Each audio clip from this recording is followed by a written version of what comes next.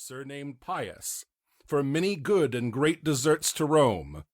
A nobler man, a braver warrior, lives not this day within the city walls.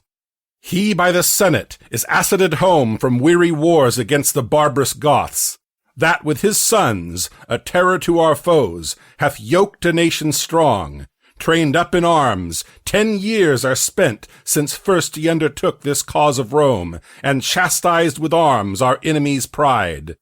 5 times he hath returned bleeding to Rome, bearing his valiant sons in coffins from the field. And now at last, laden with horror's spoils, returns the good Andronicus to Rome. Renowned Titus, flourishing in arms, let us entreat, by honor of his name, whom worthily you would have now succeed, and in the Capitol and Senate's right, whom you pretend to honor and adore, that you withdraw you and abate your strength, dismiss your followers, and, as suitors should, plead your deserts in peace and humbleness. Saturninus. How fair the tribune speaks to calm my thoughts. Bassianus. Marcus Andronicus, so I do ally in thy uprightness and integrity, and so I love and honor thee and thine. Thy noble brother Titus and his sons, and her to whom my thoughts are humbled all, gracious Lavinia, Rome's rich ornament, that I will here dismiss my loving friends, and to my fortunes and the people's favor commit my cause in balance to be weighed. Exeunt the followers of Bassianus. Saturninus.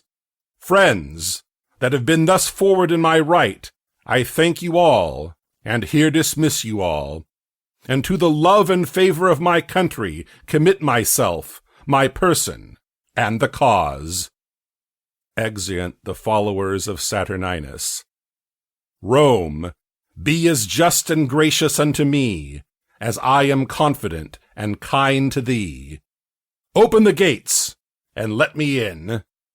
Bassianus. Tribunes, and me, a poor competitor. Flourish.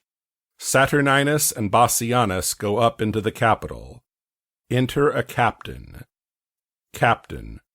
Romans, make way! The good Andronicus, patron of virtue, Rome's best champion, successful in the battles that he fights, with honor and with fortune is returned from where he circumscribed with his sword, and brought to yoke the enemies of Rome. Drums and trumpets sounded. Enter Marcius and Mucius. After them, 2 men bearing a coffin covered with black. Then Lucius and Quintus. After them Titus Andronicus, and then Tamara, with Alarbus, Demetrius, Chiron, Aaron, and other Goths prisoners. Soldiers and people following. The bearers set down the coffin, and Titus speaks. Titus Andronicus. Hail, Rome, victorious in thy mourning weeds! Lo, as the bark that hath discharged her fraught returns with precious jading to the bay, from whence at first she weighed her anchorage, cometh Andronicus, bound with laurel boughs, to re-salute his country with his tears. Tears of true joy for his return to Rome.